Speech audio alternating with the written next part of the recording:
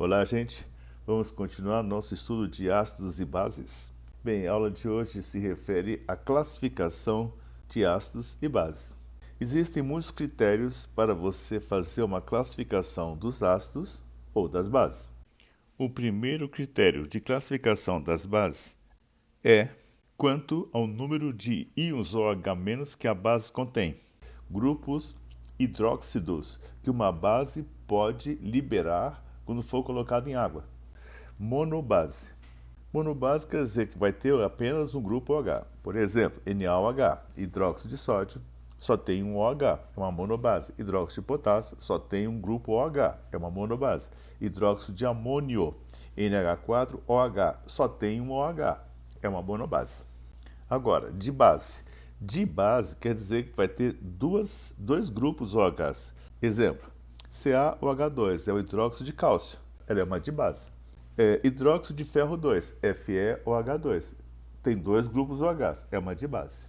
Mas então como é que seria uma tribase? Tribase vai ter três grupos OHs. Exemplo, AlOH3, hidróxido de alumínio, hidróxido de bismuto, BiOH3.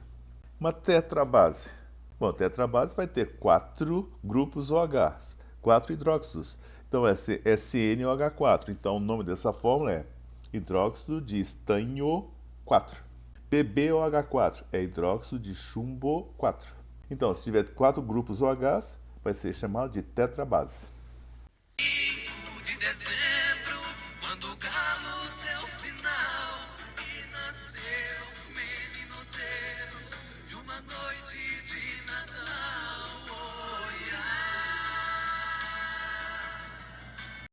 Se você quiser deixar mais claro ainda, você pode escrever a reação de dissociação.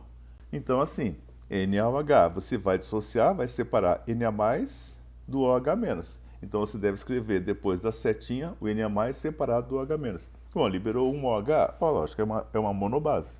Hidróxido de cálcio, CaOH2. Coloca em água, separa, vai dar um cálcio e dois grupos OHs. Liberou dois grupos OHs, é uma dibase. Agora, o hidróxido de alumínio, AlOH3, quando é colocado em água, ele se separa em íons alumínio e íons hidróxidos. Vai dar 1 Al e 3 OHs. Deu 3 OHs, 3 hidróxidos, então é uma tribase.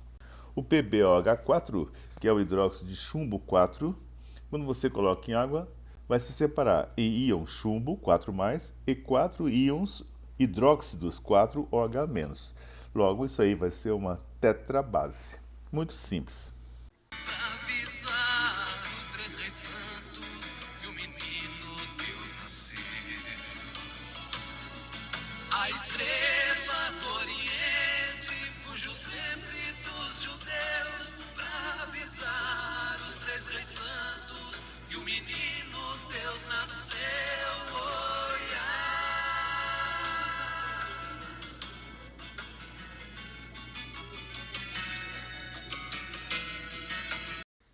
Examinando agora os ácidos.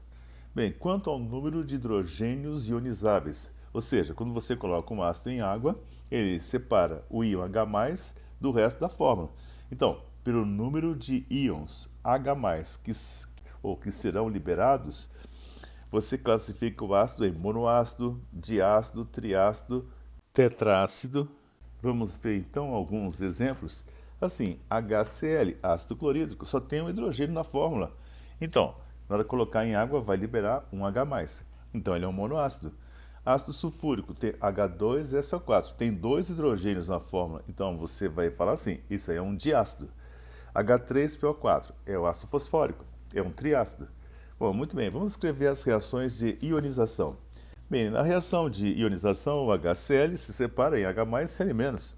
O H2SO4 tem dois hidrogênios ionizáveis, então vai dar 2H+, e o ânion SO4 2-, que se chama sulfato. H3PO4, ácido fosfórico. Bom, vai liberar 3H+, e vai formar também o íon fosfato, PO4 3-. H4P2O7. H4P2O7 se chama ácido pirofosfórico. Vai dar 4 hidrogênios 4H+, e o P2O7, logicamente, 4-. Então, esses critérios de classificação dos ácidos quanto ao número de hidrogênios ionizáveis é muito fácil. É só você olhar para a fórmula. Se você observar que tem 2 hidrogênios, você vai falar assim, é um diácido. À medida que você começa a estudar com mais profundidade, você vai acabar descobrindo que, apesar de ter 2 hidrogênios ionizáveis, como é o caso do H2S, essa ionização não acontece de uma vez só, ela acontece em etapas. Então, no H2S, primeiro libera um hidrogênio. Essa é a primeira ionização, a primeira etapa. Vai ficar assim, H+, mais HS-. Bom, mas naquele HS- ainda sobrou um H. Então, a segunda etapa, a segunda ionização, vai perder agora o segundo hidrogênio. Então, HS- vai ionizar, vai dar H+, mais S2-. Bom, você deve saber que ocorre em etapas, mas para simplificar, se você quiser escrever numa etapa só, é só somar essas equações. Na hora que você vai somar as equações, as espécies químicas, as substâncias que aparecem depois da seta e antes da seta, podem ser cortadas. Nesse exemplo, você vai encontrar assim, HS- de um lado, na primeira ionização, e HS- na segunda ionização, quer dizer, a continuação da ionização. Bom, você pode cortar, já que aparece 2 lados, então ficaria no final assim. H2S vai dar 2H+, e um S2-. Quando é que você vai usar essas etapas e quando é que você vai escrever de uma vez só? Às vezes, é necessário que você conheça as etapas. Senão, você só olha para a fórmula e já diz qual é o número de hidrogênios ionizáveis e já sabe, vai dar aquilo ali. Bem, existe exceção? Sim, existe exceção. Quer dizer, nem todas as fórmulas contêm uma quantidade de hidrogênios que serão ionizados. Existem 3 casos importantes para quem está começando a estudar química agora. É o seguinte, é o H3PO3, que é o ácido fosforoso. Veja bem que ele tem 3 hidrogênios, mas apenas 2 são ionizáveis. Aí o cara fala assim, mas como é que eu vou saber? Você vai decorar. O H3PO3 se chama ácido fosforoso e tem apenas 2 hidrogênios ionizáveis. Logo, ele é um diácido. Bem, por que eu estou chamando atenção? Porque tem muitas provas onde o cara coloca de propósito o H3PO3 para você errar. Você acha que vai ter 3 hidrogênios ionizáveis, mas tem apenas 2. São ionizáveis os hidrogênios ligados ao oxigênio. Você já aprendeu a escrever as formas? Bom, vamos dizer assim, você teria que saber que o hidrogênio que ioniza é o hidrogênio ligado ao oxigênio. A outra exceção importante é o caso do ácido hipofosforoso. A fórmula é H3PO2. Você vai conseguir decorar H3PO4 é o ácido fosfórico, H3PO3 é o ácido fosforoso e o H3PO2 é o ácido hipofosforoso. Tem 3 hidrogênios, está vendo? Mas apenas um deles é ionizável. Se apenas um é ionizável, então ele é um monoácido. E na hora que você olhar para a fórmula estrutural, você vai ver que tem apenas um H ligado ao oxigênio. Esse hidrogênio é que vai ser o hidrogênio ionizável, o hidrogênio ligado ao oxigênio. Beleza? Mais um caso importante é o caso do ácido acético. Mas por que o ácido acético é importante? Porque ele é o componente principal do vinagre. Como o vinagre é uma solução que a gente usa quase que diariamente, então a gente deve conhecer essa fórmula, ela vai ser perguntada, vai aparecer em muitas provas. O ácido acético tem a fórmula H4C2O2. Tem 4 hidrogênios, mas apenas um é ionizável. Olha a fórmula estrutural do ácido acético. Só tem um H ligado a um oxigênio. Esse H ligado ao oxigênio é o hidrogênio ionizável. Aí o cara fala assim, mas então vou ter que saber escrever a fórmula estrutural de todos os ácidos? Vamos dizer assim, tem alguns casos importantes. Esse é um caso importante. Eu acho que seria bom que você soubesse escrever essa fórmula estrutural. Vamos agora para o segundo critério de classificação dos ácidos e das bases. Cada um trouxe um presente pro menino Deus saudar. Os 3 reis, quando souberam, viajaram sem parar. Cada um trouxe um presente pro menino Deus saudar. Ai, ai.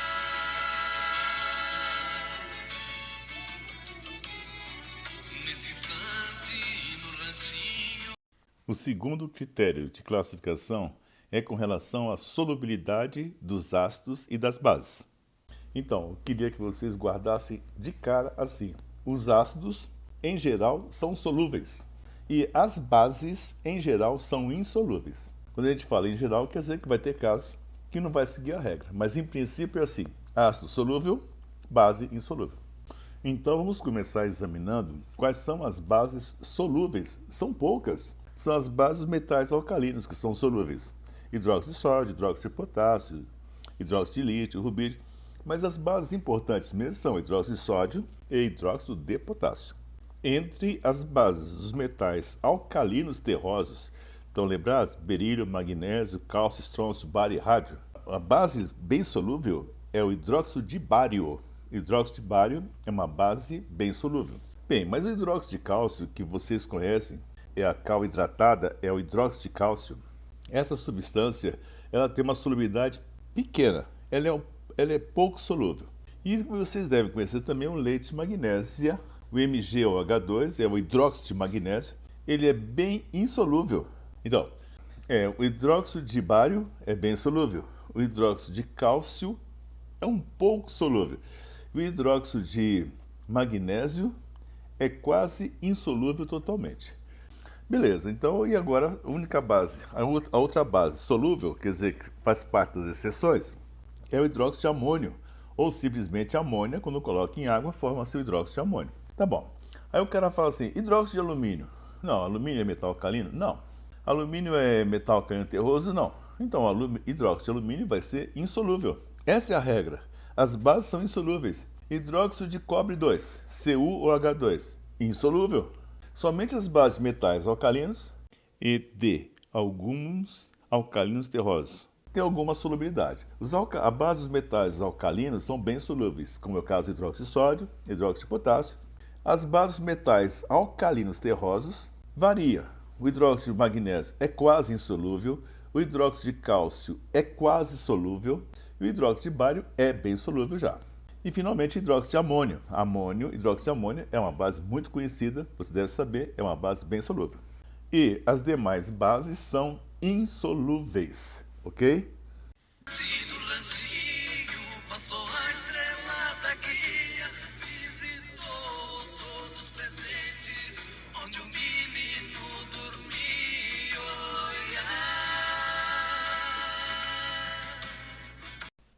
Vamos agora para o terceiro critério de classificação de ácidos e bases. É com relação à força. Vamos começar estudando o caso dos ácidos. Então você coloca as moléculas de um ácido qualquer. Vamos supor uma fórmula que seja assim, HA. E você vai colocar 20 moléculas desse ácido em água. As moléculas vão permanecer inteiras? Bem, o que se observa é o seguinte, uma parte permanece inteira e uma parte se dissocia. Sofre a ionização, quer dizer, vira íon. Então vamos supor que dessas 20 moléculas desse ácido, que eu estou chamando de HA, 11 moléculas dessas sofram ionização. Então, mais da metade, certo?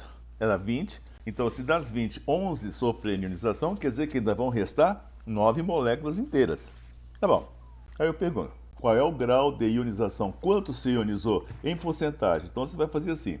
Eu coloquei 20, quer dizer que no total, 20 quer dizer 100%. Dessas 20 moléculas, apenas 11 se ionizaram. 11 vai corresponder a X%. Faz a regrinha de 3, você vai fazer o cálculo e vai achar 55%. Então, 20 está para 100%, 11 está para X%, multiplica em cruz, você vai achar que é 55% das moléculas se ionizaram. Esse é um ácido forte ou um ácido fraco?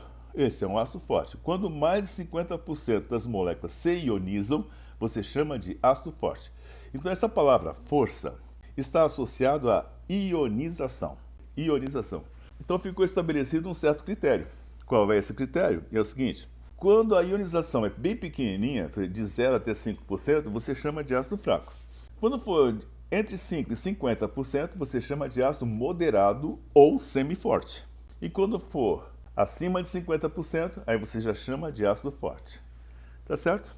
Então, como é que você vai fazer esse cálculo? Você vai fazer o cálculo do grau de ionização e você faz assim. É o número de moléculas ionizadas pelo número de moléculas dissolvidas. Quando você fizer essa conta, você vai achar um valor que você pode expressar como um decimal ou em porcentagem. Vamos ver agora um primeiro exemplo. O Abel Salga, Casa Santa, onde é sua morada, onde mora Deus menino e a hóstia consagrada. Ó Deus, salve a casa. Exemplo 1. Qual o grau de ionização alfa do ácido que, ao se dissolver 500 moléculas em água, quer dizer que você dissolveu 500, 200 se dissociam. Então se dissolve 500, mas desses 500, apenas 200 sofrem a dissociação, a ionização. Então você vai escrever assim: número de moléculas dissolvidas, D, 500. Número de moléculas ionizadas, I, 200. Quanto é que vale o grau de ionização? O alfa, você vai calcular assim: número de moléculas ionizadas sobre o número de moléculas dissolvidas. Alfa vai ser igual a 200 sobre 500 vai ser igual a 0,4. 0,4 é a mesma coisa que 40%. Então, esse vai ser um ácido moderado porque caiu na faixa entre 5% e 50%. Beleza? Mesmo sendo assim relativamente fácil de fazer esse cálculo, é necessário que vocês já conheçam de memória alguns ácidos fortes, fracos e moderados. Então vai ter que decorar? Sim, vai ter que decorar. Vamos começar examinando o primeiro grupo, que são os ácidos halogenídricos. Quais são os halogênios? Flúor, cloro, bromo e iodo. Tá certo? Então, existe o ácido HF, HCl, HBr e HE. Então, o HF é o ácido moderado, quer dizer que a ionização dele é pequena. Já o ácido clorídrico já é um ácido forte, o ácido bromídrico é mais forte, o ácido iodídrico mais forte ainda. Então, quer dizer que cresce nesse sentido. HF, HCl, HBr, HI cresce assim. É do flúor para o iodo, força de acidez crescente. Só tem esses? Lógico que não. Tem o ácido cianídrico, que é um ácido bastante importante, e o ácido sulfídrico. Eles não têm oxigênio, então eles são também hidrácidos. O ácido cianídrico é fraco e o ácido sulfídrico é fraco também. Eu gostaria que vocês guardassem o seguinte: ácido clorídrico, forte. Ácido fluorídrico, moderado. Cianídrico e sulfídrico, fracos. Tá bom? Vamos passar agora para os oxiácidos, ou seja, aqueles ácidos que contêm oxigênio. Nesse estudo dos oxiácidos, o grande cientista, o Linus Pauling, conseguiu bolar uma maneira de você fazer um pequeno cálculo olhando para a fórmula e já dizer se o ácido é forte ou ele é fraco ou ele é moderado. Então, qual é a fórmula do Linus Pauling? Assim, é o número de oxigênios menos o número de hidrogênios ionizáveis. Repetindo, é o número de oxigênios menos o número de hidrogênios ionizáveis. Então é O menos H. Se essa conta der 0, você chama de ácido fraco. Se ela der 1, é moderado. Se der 2, ele é um ácido forte, quer dizer que é mais de 50% ionizado. E se der 3, é mais forte ainda. Por exemplo, você faz uma subtração oxigênio menos hidrogênio. Vamos supor que a resposta tenha dado 2. Logo, ele é um ácido forte. E se der 3, você fala assim: bom, esse ácido aqui é mais forte ainda. Quer dizer, se um é 80% ionizado, o outro vai ser mais de 80% ionizado. Beleza? Os dois são fortes, mas tem um que é mais forte.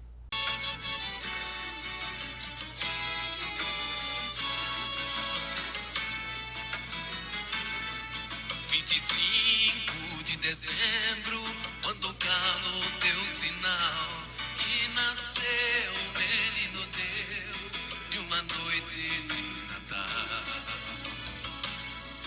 25 de dezembro, quando o galo deu sinal que nasceu o menino Deus de uma noite de Natal. Oh, yeah.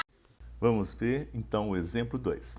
A pergunta é assim: usando a fórmula do Linus Pauling, estabelecer a ordem crescente de acidez entre o ácido sulfúrico, o ácido sulfuroso, H2SO4, H2SO3 e o ácido hipocloroso, HClO.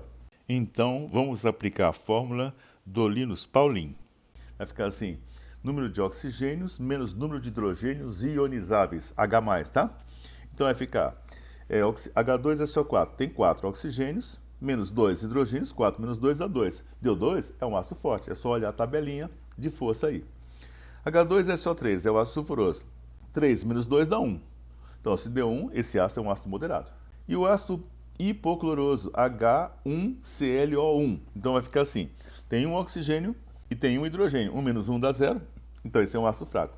Ácido hipocloroso, é um ácido fraco, HClO. Existe uma exceção dessa regra importantíssima, que é o ácido carbônico.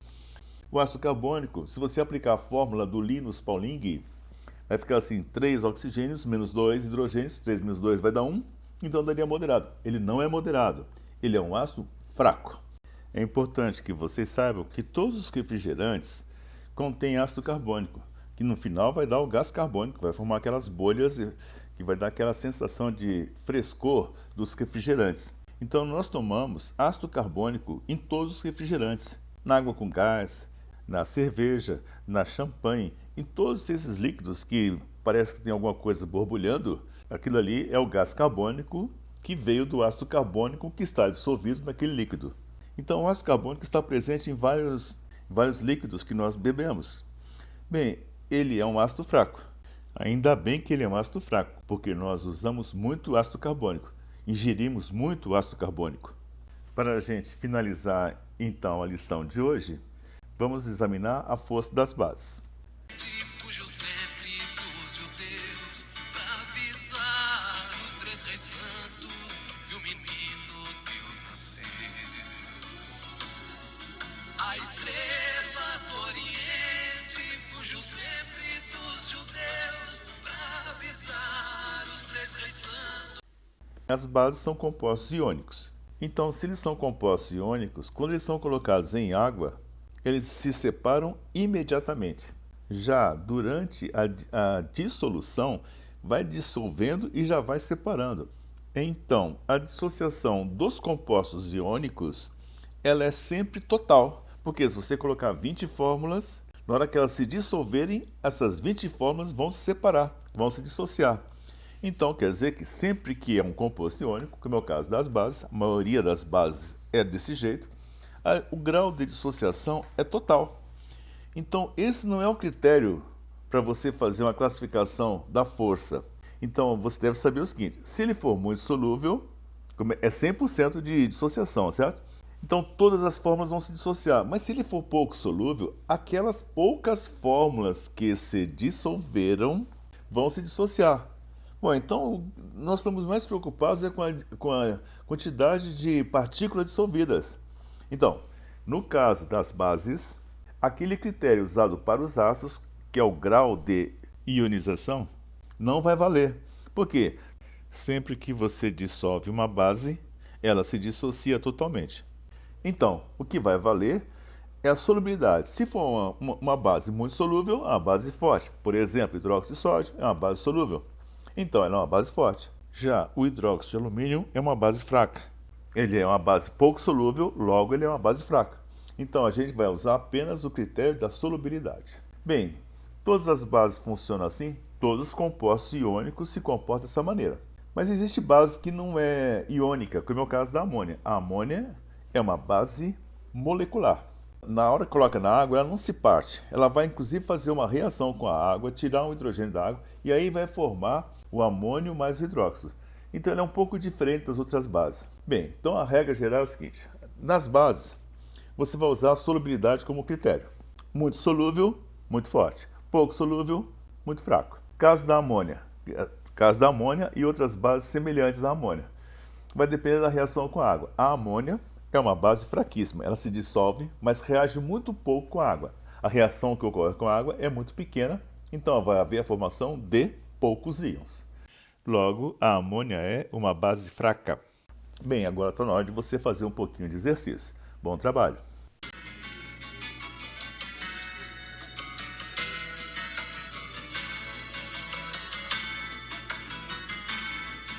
Os 3 reis, quando souberam, viajaram sem parar.